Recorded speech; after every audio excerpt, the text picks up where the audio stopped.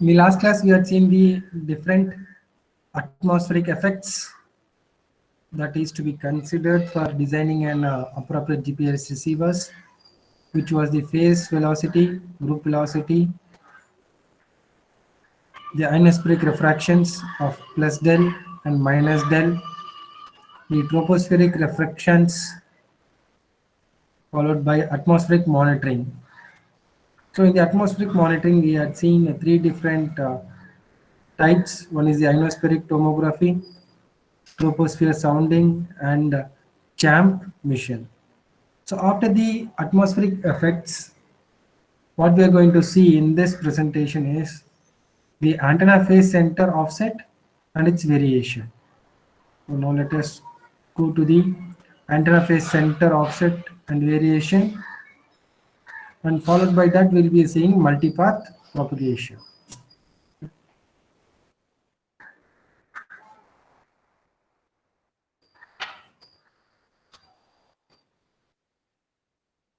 So this topic is a continuation of last class topic.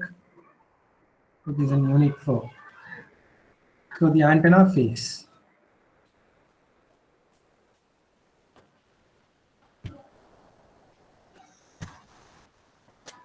The antenna is a critical component of a GPS receiver setup.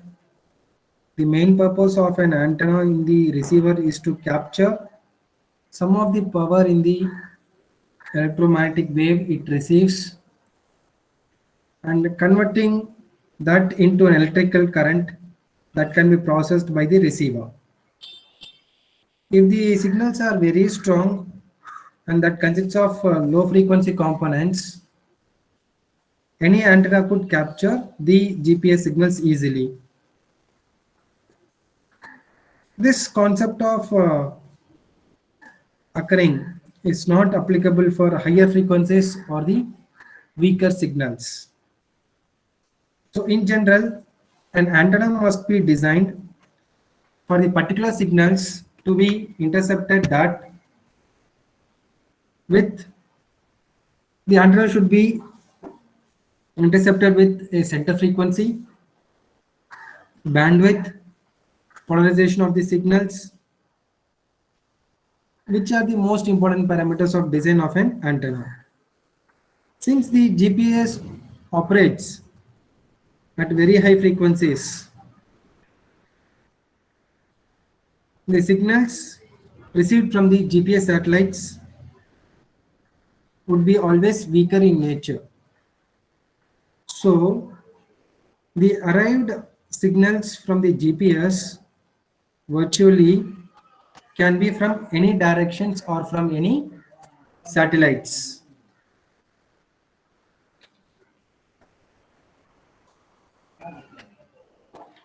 So the weaker GPS signals most of the time are dealt by replacing antenna gain with the receiver processing gains. So a well-designed antenna is important for a reliable GPS signals reception that has a low noise receiver front end. So for that, the receiver position should be fixed accurately, where we can find with the variations of up to 1 or 2 centimeters, and even sub-centimeter levels also can be determined. So the demand on the antenna increases with multipath suppression and phase center stability. So these are the two important parameters, multipath suppression and the phase center stability, that is to be kept in mind, or that is to be taken into consideration as an important parameter for the GPS signals. Oftenly the antenna, which is considered as a secondary option while installing or operating a GPS receiver, the antenna also plays a crucial role in proper operation of the receiver also. This presentation deals with the working of a basic different types of antennas used for GPS applications, where some of the frequencies used by these systems are always unique,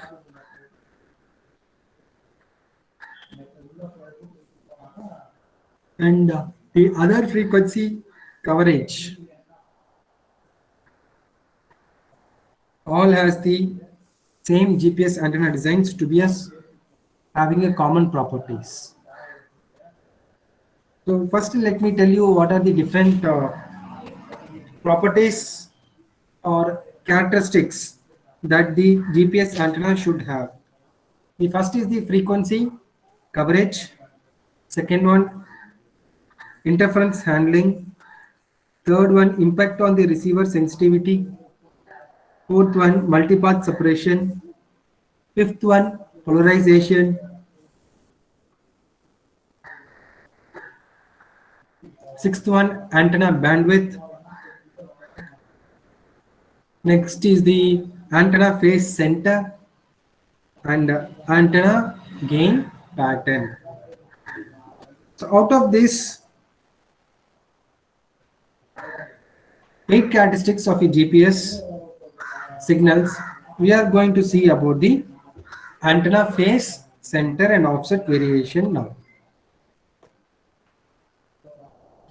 In antennas, typically they are used for GPS data collection.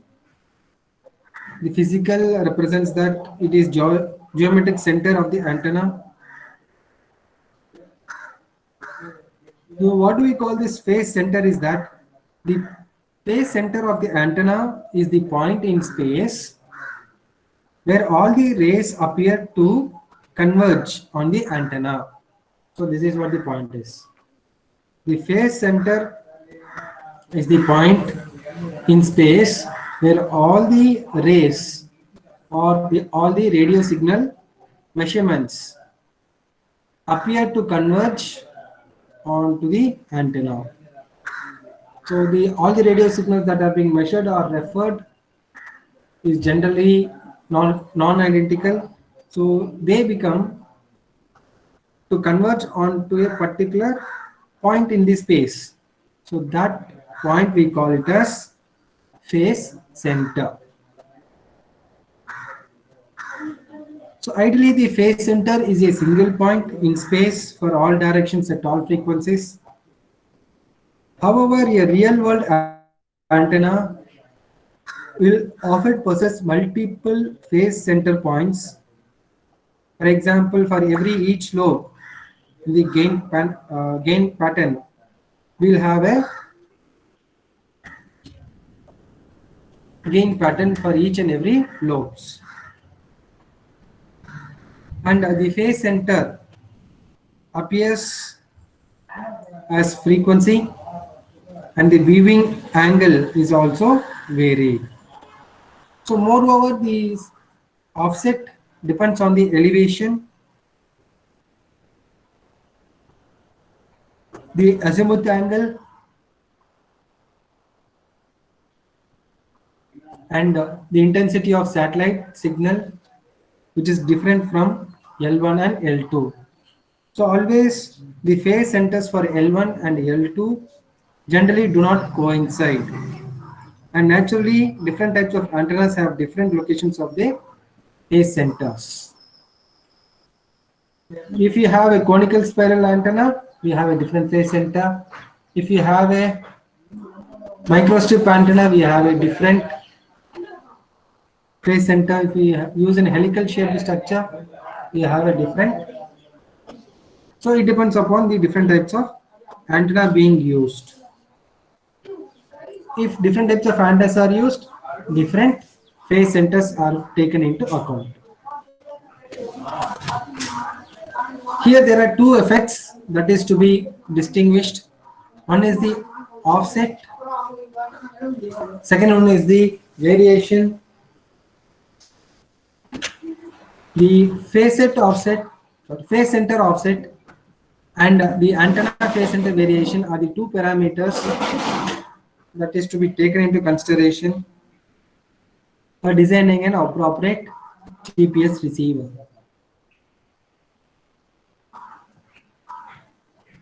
The precision of an antenna should be based on the antenna phase center variation and not on the offset. Whereas a constant offset is determined and taken into consideration.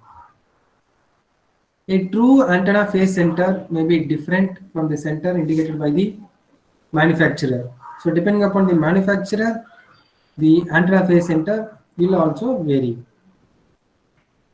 This antenna offset simply arises from an inaccurate position production series where an investigation to determine this offset was based on some test measurements.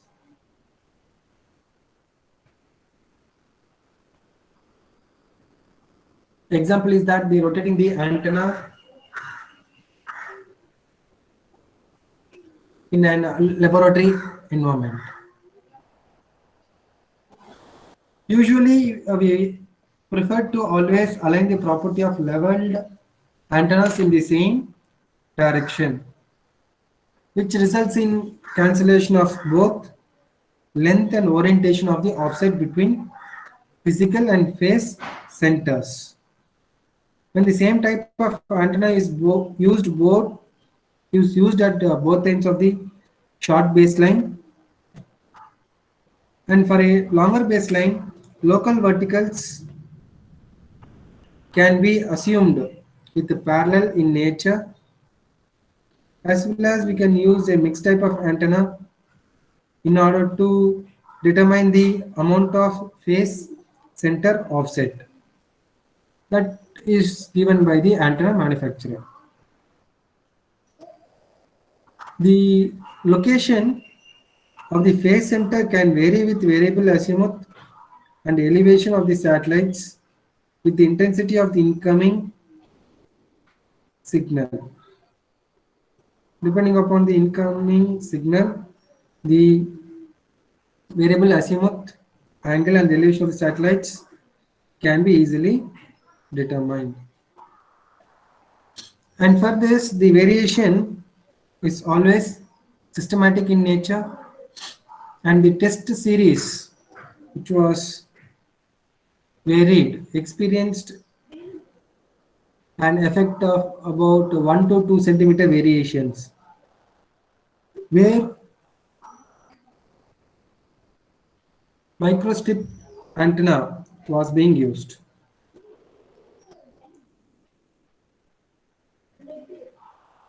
Microstrip in this case. However, this was a fairly difficult model to the antenna phase center variation because it is different from each antenna and also for various types. If you have different types of antennas, different types of phase centers will arise. So modeling this was a very difficult task. And the different types of the antennas which was used for a phase offset and phase center variation are the canonical spiral antennas, microstrip antennas, dipole antennas, and the helical shaped antennas.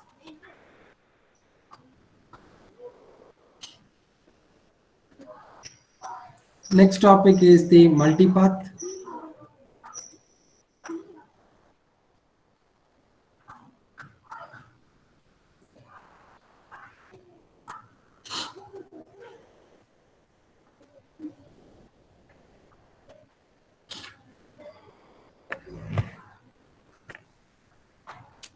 Multipath. First, we'll see what is this multipath is. So, multipath is that when signals are being transmitted from satellite, they are being sent from the satellite, and at the GPS receiver antenna, they fall on it. So at the receiver, the satellite emitted signals arise with more than one path, or you can say that a GPS receiver is present in the Earth's position, either in the user may be in motion or the user may be in stationary.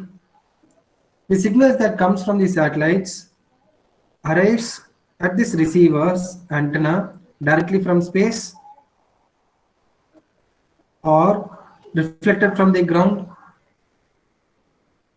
or by buildings or any other obstacles and arrive at the antenna multiple times and delayed in time. So the same signal whichever is being propagating from the satellite to the user can directly fall on the receiver's antenna, or it may take several paths. It, the receiver can get the signals through reflection from the grounds, buildings, trees, terrestrials, or any other obstacles. And then the same signal can be present due to repetitions at your receiver and with some time delayed also. So this is termed as multipath. Same signal taking different paths to reach the receiver.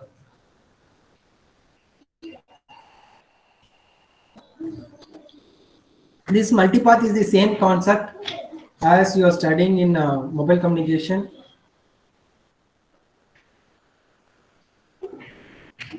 which is your multipath propagation models you would have studied. So these are the secondary effects that are reflections at the satellite during signal transmission. The satellite signals arise at the receiver on three different paths. One is a direct path and the remaining are through indirect paths. As a consequence, the received signals have relative phase offsets and the phase difference are proportional to the differences of the path lengths. There is no general model of the multipath effect because of the arbitrarily different geometric situations. The influence of the multipath can be, however, estimated by using a combination of L1 and L2 code and carrier phase measurements.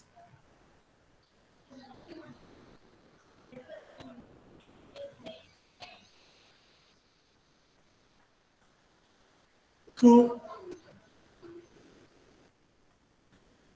the principle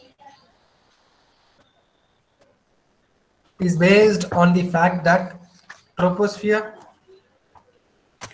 clock error, and relativistic effects influence the code and carrier phases by the same amount. This is always not true for ionospheric refraction and multipath, which are always frequency dependent.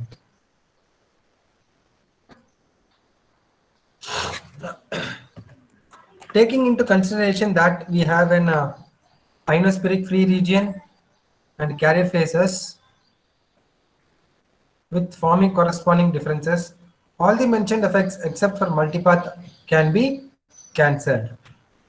We can minimize the ionospheric free code ranges, we can minimize the carrier phase offsets, but the multipath effect cannot be cancelled at all. So the residuals apart from the noise level reflect the multipath effect. This is your multipath effect diagram. You can see satellite and you can see an receiver which is present in the earth. From the satellite, the signals reaches the GPS receivers directly, which we call as direct path. And if the signals reaches by reflecting from the walls, the buildings, from the trees, from the moving objects, or from any other objects, that path we call it as indirect path. So this indirect paths will be having a time delay with corresponding to your direct path. So this has to be minimized or calculated.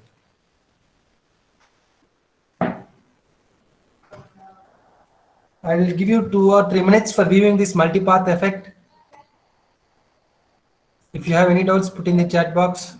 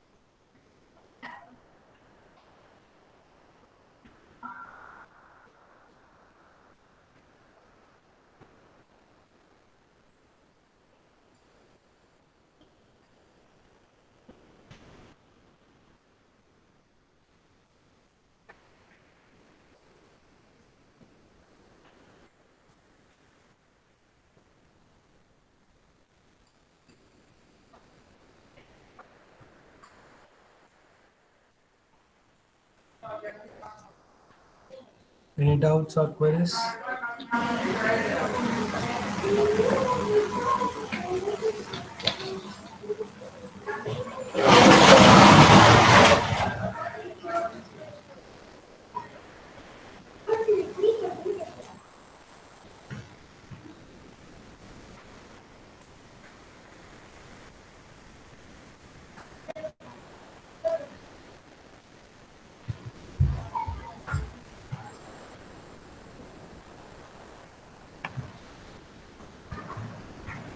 So the multipath errors.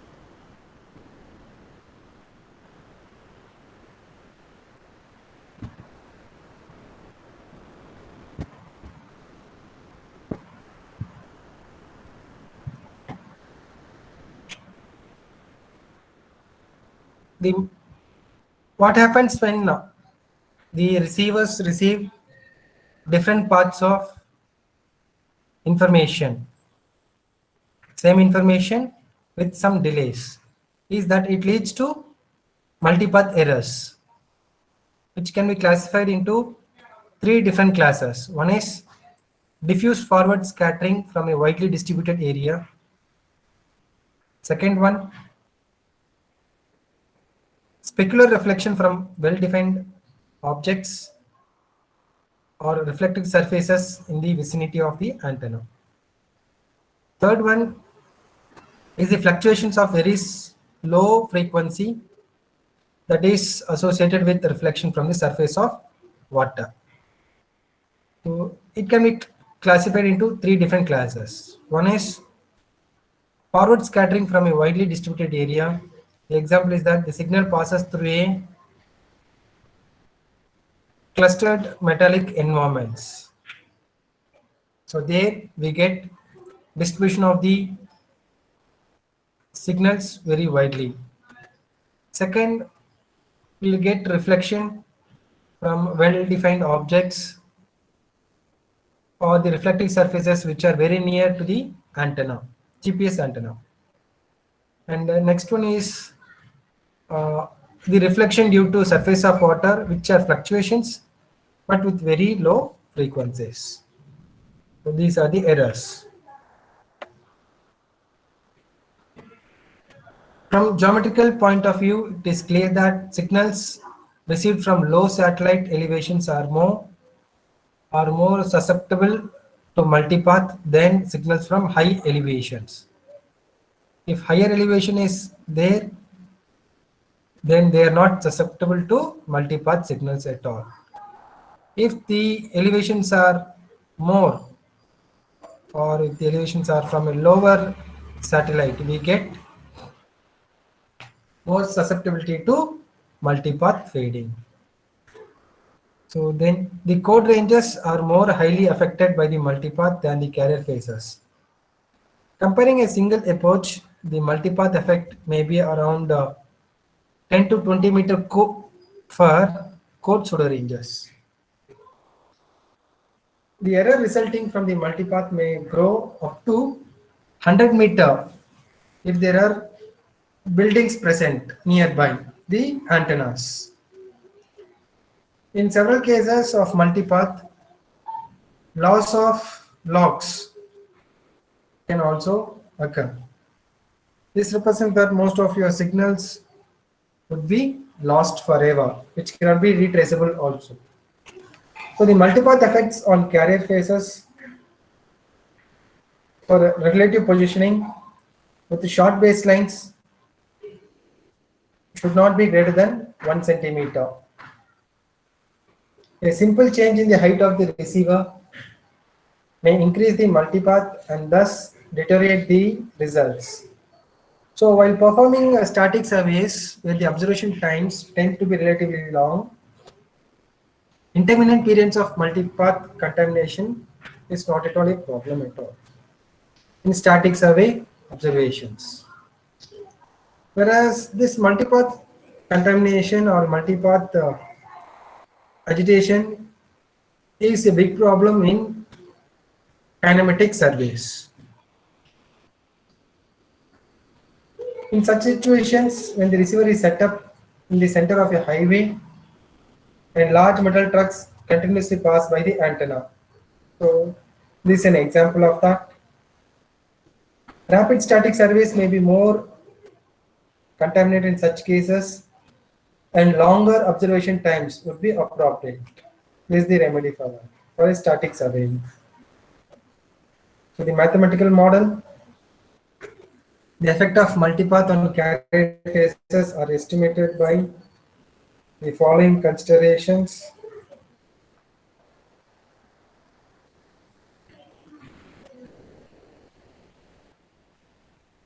First one, direct signals and indirect signals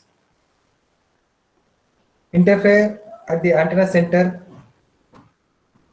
and they can be represented as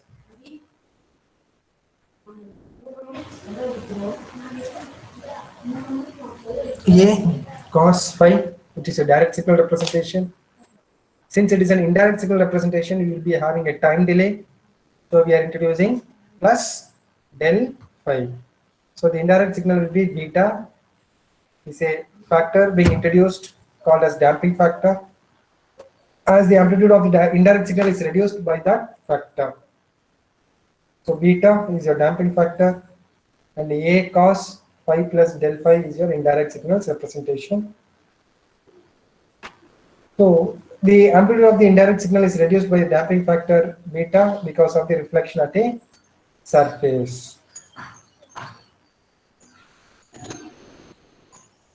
Since there is a reflection at a surface, we'll be having a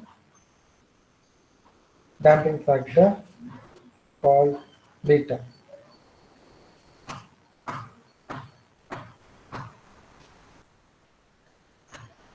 The amplitude of the indirect signal is reduced by the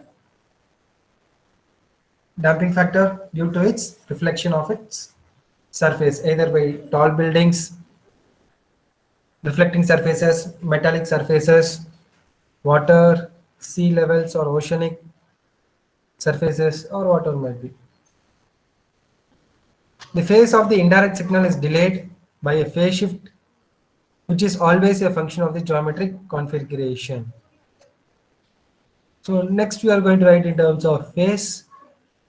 So since there is a delay in the indirect path, we can give in terms of phase shift delay. Okay. Now the superposition of these signals is represented by add your direct and indirect to a cos phi plus beta a cos phi plus del phi. Now simply apply your cosine theorem. Apply, you will get a cos phi plus beta a cos phi cos del phi minus beta a sin phi sin del phi. Your mathematical tool.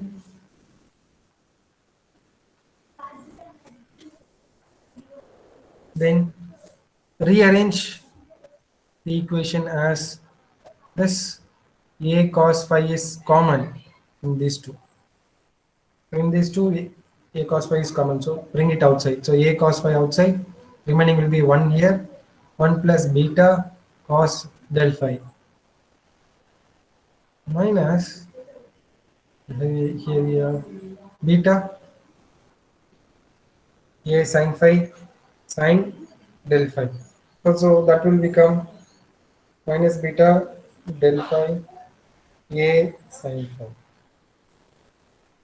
Just we are rearranging and writing for our convenience.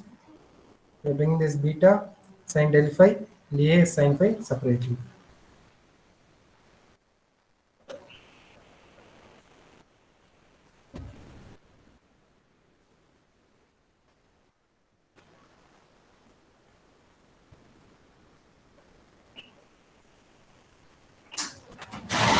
Now the signal may be represented as Bm a cos phi plus del phi m. This I'm going to write in terms of that, which is Bm a cos phi plus del phi m. This indirect signal. Bm a cos phi plus del phi m. See here, this indirect signal is represented as this. So where m represents that it is a multipath signals representation, and the cosine theorem for this is given as Bm cos del phi m into a cos phi minus Bm sin del phi m into a into sin phi.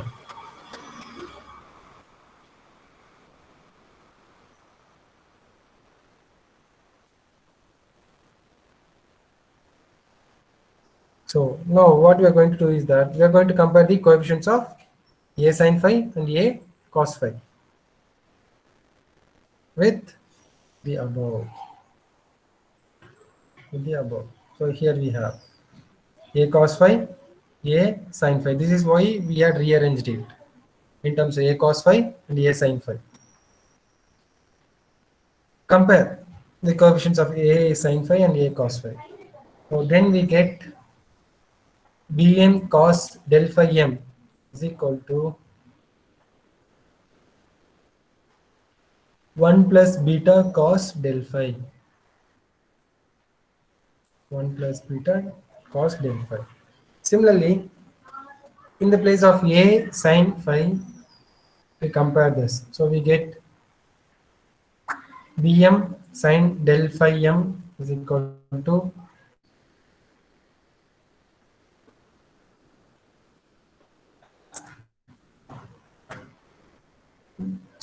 beta m sine del phi m is equal to beta sine del phi. So this represents the two equations for the desired quantities beta m and del phi m. So we can find this equation by squaring and adding the two equations. You can find further beta m and del phi m by squaring and adding the two equations. So square them, add them, we get this.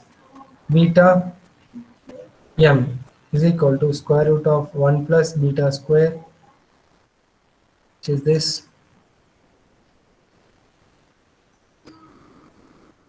1 plus beta square plus 2 beta cos del phi. Formula a plus b the whole square formula you need to apply. A square plus b square plus 2ab. So that you apply in this second. And square root of that. So in make square root you get this. So this will give you beta m.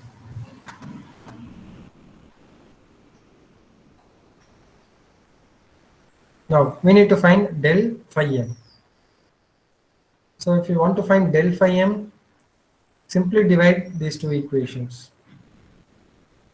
So when you divide these two equations, we get beta m sine del phi m divided by beta m cos del phi m, which is sine by cos tan. So remaining will be beta sine del phi divided by 1 plus beta cos del phi. So this is how do we find the delay or the phase shift. This is how do we find the multipath model.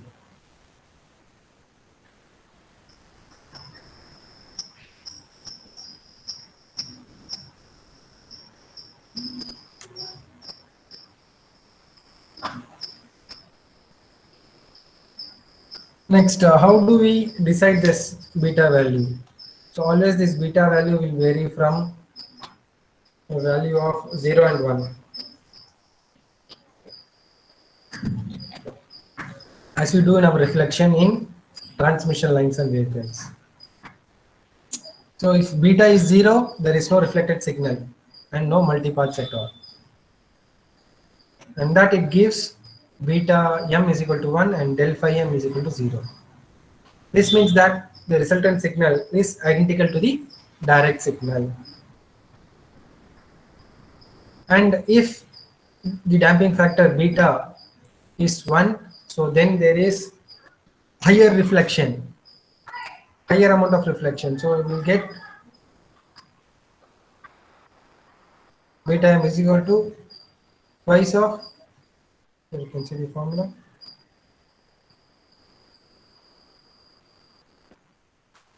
one plus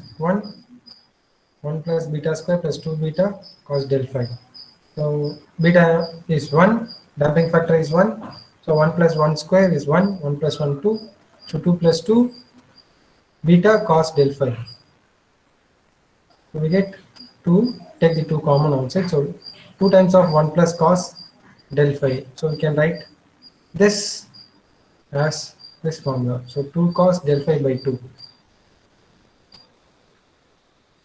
Mathematical formula, mathematical tool for cos square 2 cos square theta, or cos square theta is equal to 1 plus cos theta. So that we are substituting it here. So we get beta m is equal to 2 cos del phi by 2. And substitute beta is equal to 1 here. So tan del phi m is equal to 1 sin beta del m divided by 1 plus 1 cos del phi m. So we get beta is equal to 1. So sin del phi divided by 1 plus cos del phi. So this is equivalent to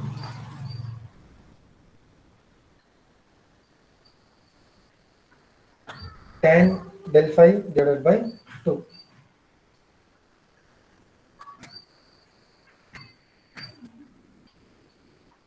Where del phi m will become tan inverse of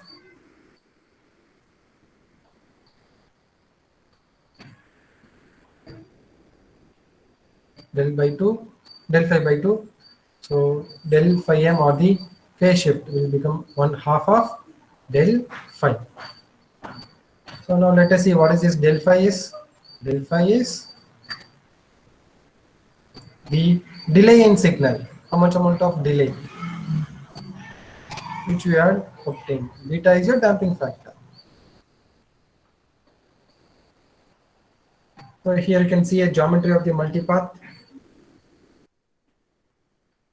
You're having a ground antenna which is present at the rightmost corner from the center. We have two paths falling.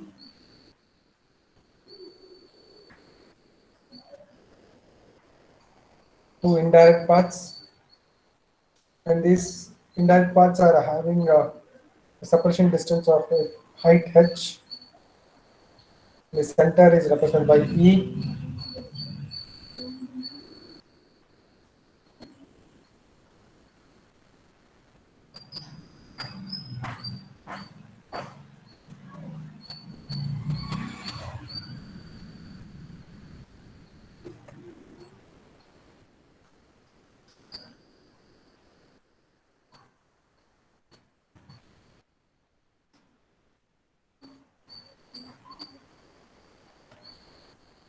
Next is a mathematical model where we have phase shift measurements and its equivalent multipath measurements. So examples for numerical values of beta m and a del phi m, which are always a function of del phi, is that when we have del phi, a del phi value of phase shift of 0 degree, beta m will be 2 and del phi m will be 0 degrees. If del phi is 90 degree, damping factor beta m will be square root of 2, which is 1.414, and having phase shift in the multipath as 45 degree. So if it is 180 degree, we have beta m is equal to 0 and del phi m is equal to 90 degree. So this shows that the maximum effect of the multipath on phase measurements is 90 degree, which is 360 by 4, which is equal to 90 degree. So when we convert this phase shift to a range, that gives a lambda by 4.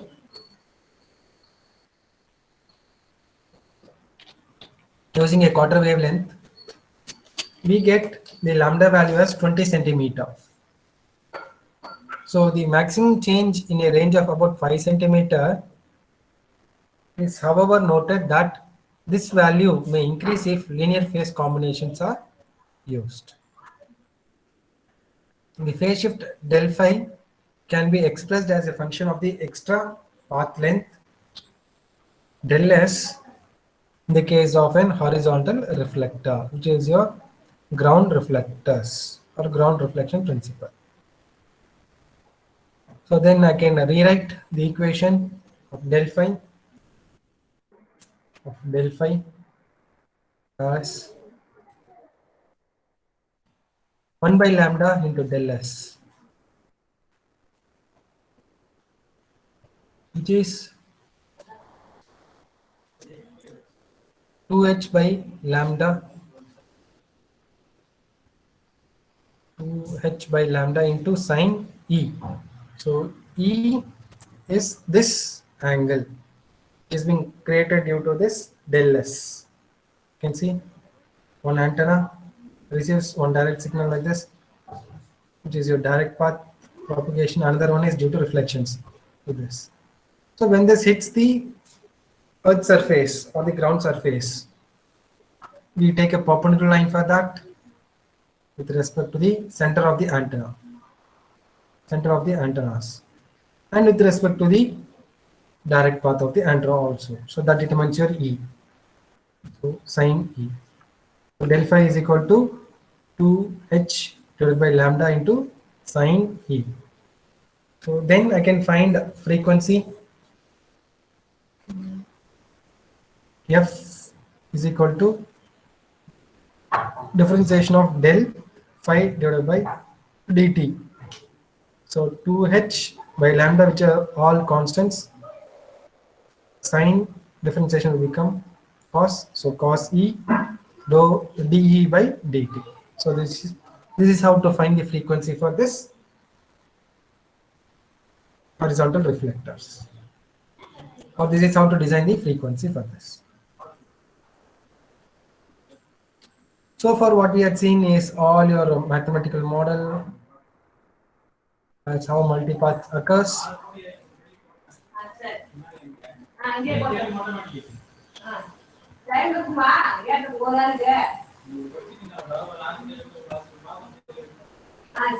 Next, we need to see the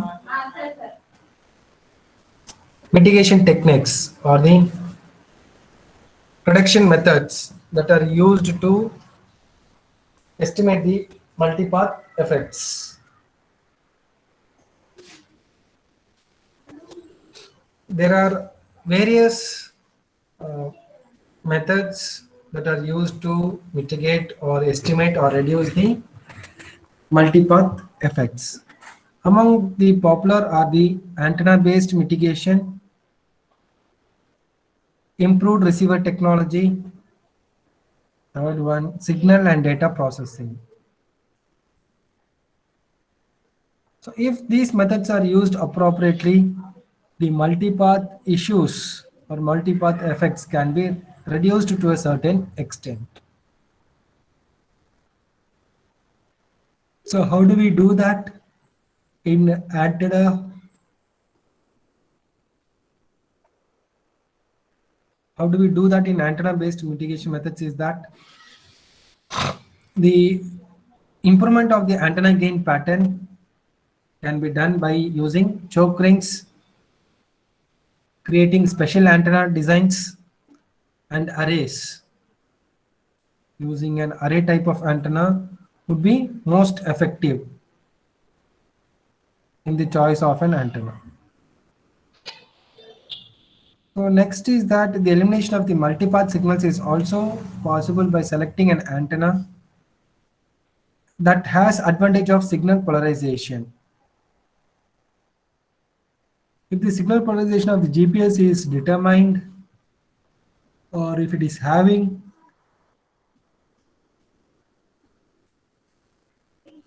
we can select an appropriate antenna such that elimination of multipaths can occur easily.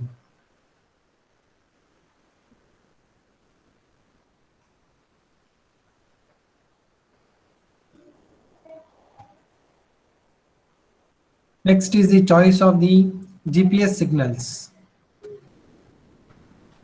The transmitted GPS signals are right-handed, circularly polarized, whereas the reflected signals are always left-handed polarized. With respect to this, we can easily eliminate the reflected signals also.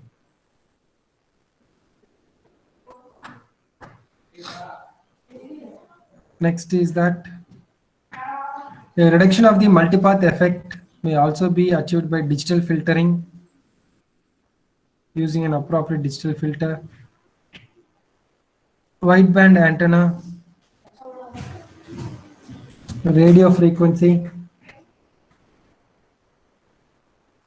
absorbent antenna ground planes. So using the radio frequency absorbent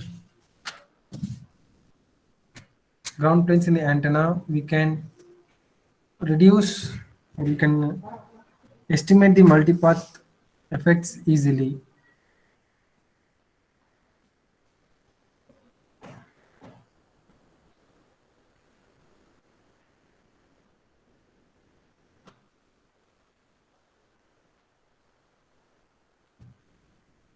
Next is by including a choke ring antennas with the L1 and L2 dual frequency bands that provides a multipath rejection for both the bands.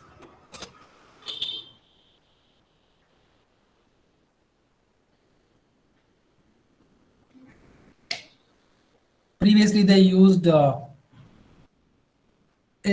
multipath rejection using choke rings only in L2 band.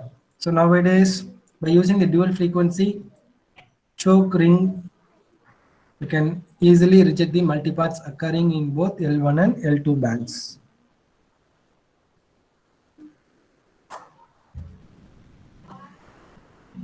Another option is that using an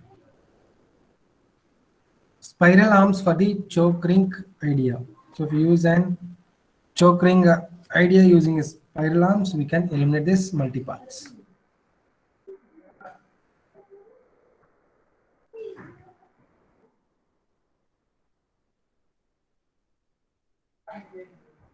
Next is the advantage of the recent developments.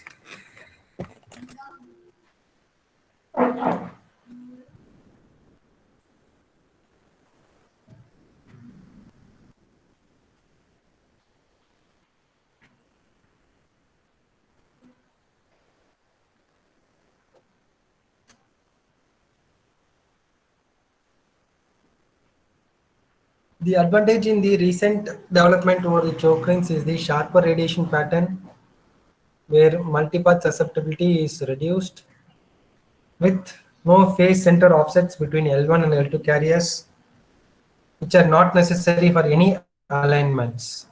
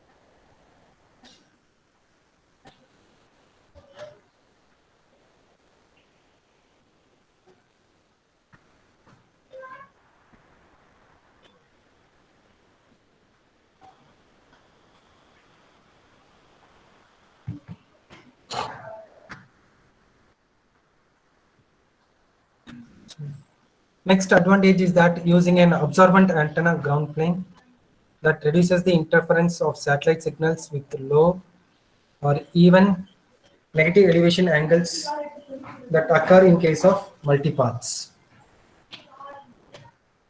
Improving the receiver technology for multipath reduction includes narrow correlator spacing, extending the multipath estimation delay lock loop, enhancing the Stauber correlator multipath rejection. One example of the ongoing research for the multipath reduction is the continuous improvement on multipath estimating delay lock loop. We call it as MEDLL. The research is going on this multipath estimating delay lock loop, where this technique separates the incoming signal into the direct line of sight component and the indirect signal by using an array of correlators and measuring the received correlation function. Tests with multipath estimating delay log loop has shown and error reduction of up to 90%. So still the exploration on this MEDLL is under progress. So numerous methods investigate multipath mitigation by signal and data processing. By exploring the SNR ratio, using multiple reference stations, smoothing the carrier phases by using data combinations. The detection and reduction of multipath in spectral domain are measured with the data that are being transformed by the fast Fourier transform FFTs into spectral domains. The detection and reduction of multipath is carried out by amplitude filtering. Afterwards, this can be retrieved by using an appropriate IFFT, inverse fast Fourier transform. To mitigate the multipath effects using multiple closely spaced antennas,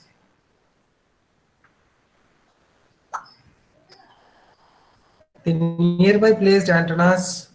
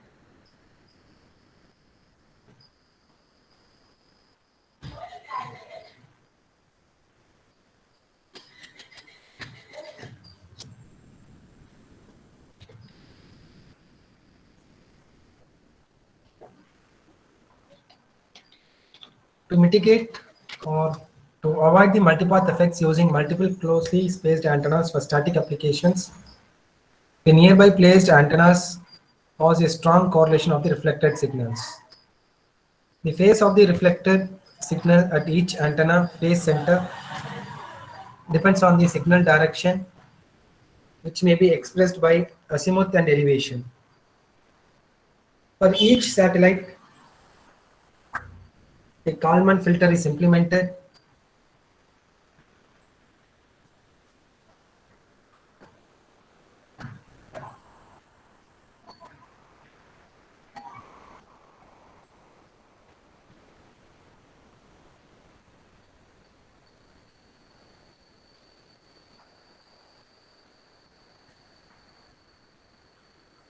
The phase of the reflected signal at each antenna phase center depends on the signal direction, which may be expressed by azimuth, angle, and elevation. For each satellite, a Kalman filter is implemented. The four element state vector of the estimator comprises the damping factor, 1, reflected signal phase at the antenna, 2, azimuth angle, 3, and elevation of the reflected signal, 4. So these are the four element state vectors that are being considered. By individually combining the data of the reference antenna with the others, profiting from the known geometry of the antennas and using a single external stable clock to get a negligible receiver clock bias. The model for the measurements may be strongly implemented with a simplified manner so that it mainly reflects the oscillatory multipath error and the random carrier phase noise.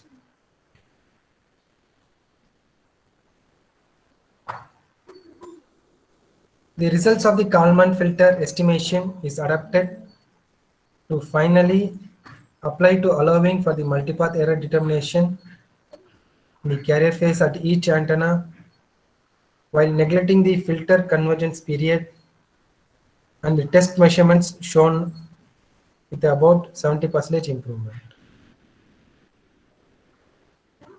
The most effective countermeasure to multipath is to avoid sites where it could be a problem placing the antenna directly on the reflecting ground without tripod would eliminate one of the two indirect paths.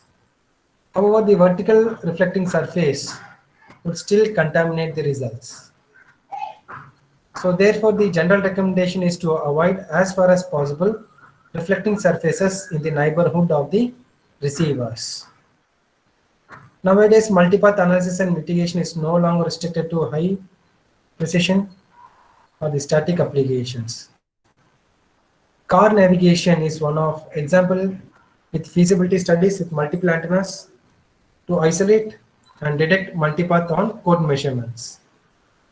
The multipath on the code measurements remains the most significant error source for differential GPS or DGPS vehicle navigation.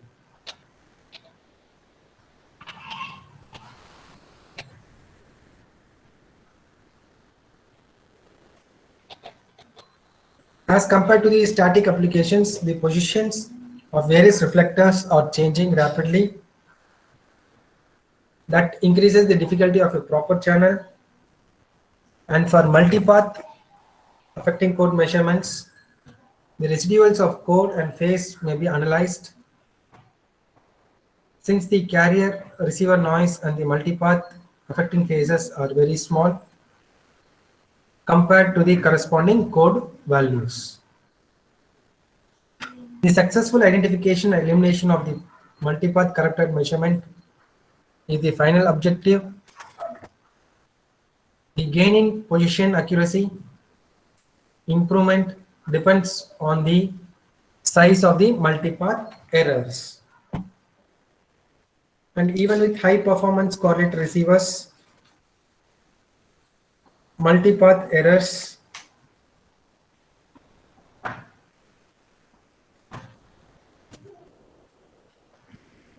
of several meters occurs very frequently.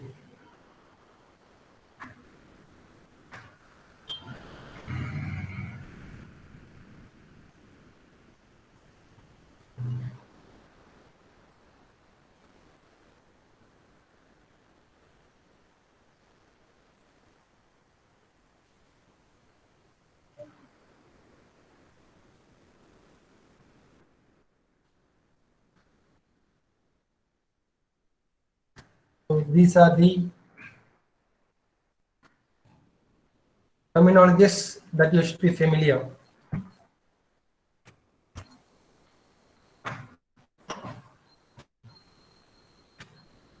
Cycle slips,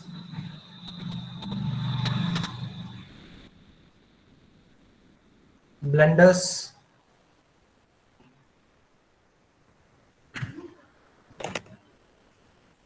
integer bias, and clock error. First let us see the cycle slips. For that, let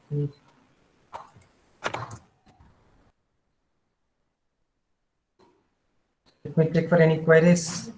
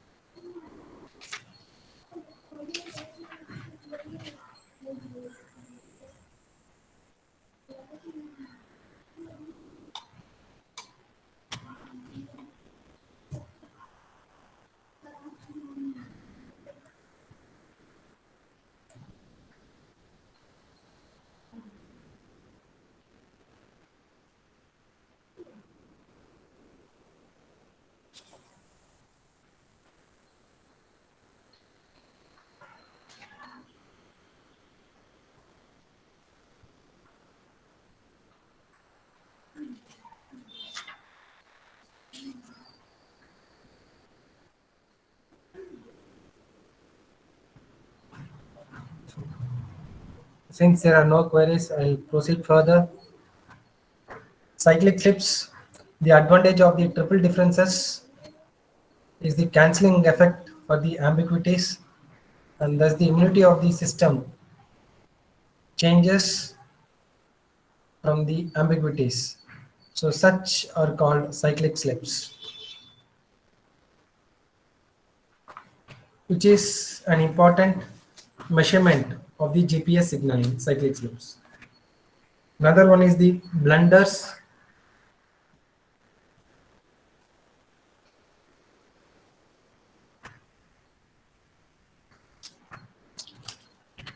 Another method for checking the quality of GPS network is to inspect the residuals which result from the adjustments. Normally there are two residual lists. One comprises the actual amounts that vector components have been correlated to achieve, and second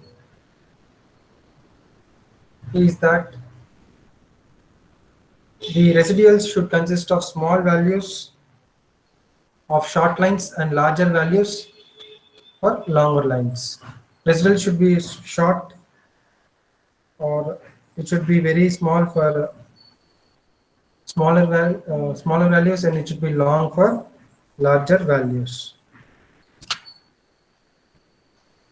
So these blunders are larger errors that is distributed throughout a general area, which is also very difficult to isolate. The better way to isolate the large errors is to use a loop closure software in combination with the adjustment programs.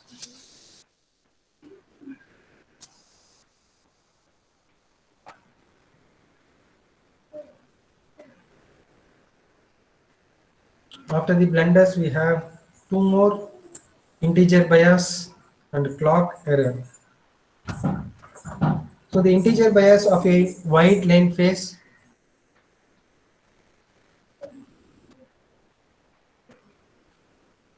no chocolates. No chocolates. Okay. But no chocolates.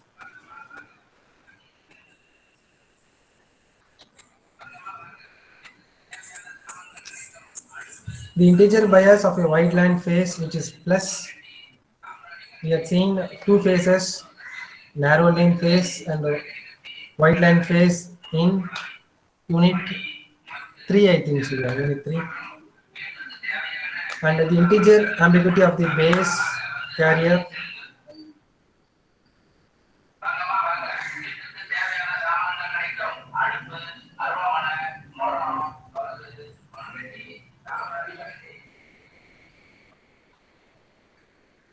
the integer ambiguity of the base carrier result is resolved to reinitialize the airborne receiver on the fly OTF. This technique significantly reduces the amount of ground control needed to produce a metric map. So the base of the integer ambiguity could be around 19 centimeter. Next is the clock error.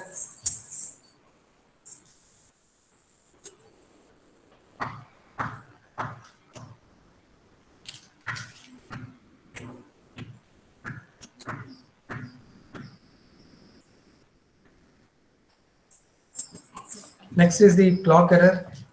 The GPS uses pseudo ranges derived from the broadcast satellite signal.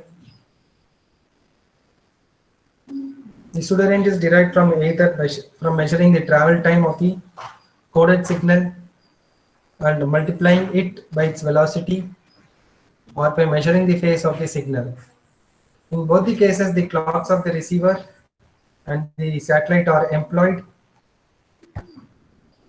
Since the clocks are never perfectly synchronized, instead of true ranges, pseudo ranges are obtained. Here is where the synchronization error or the clock error appears. So this is about the four terminologies: cycle slips, blunders, integer bias, and clock error. These are the references.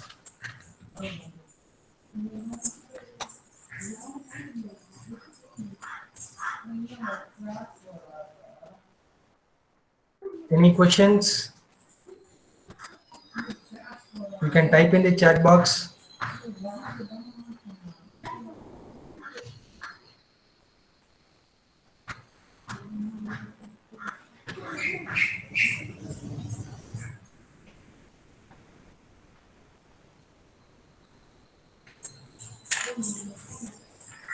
I'll give you 5 or 10 minutes of time. If you have any questions, type in the chat box.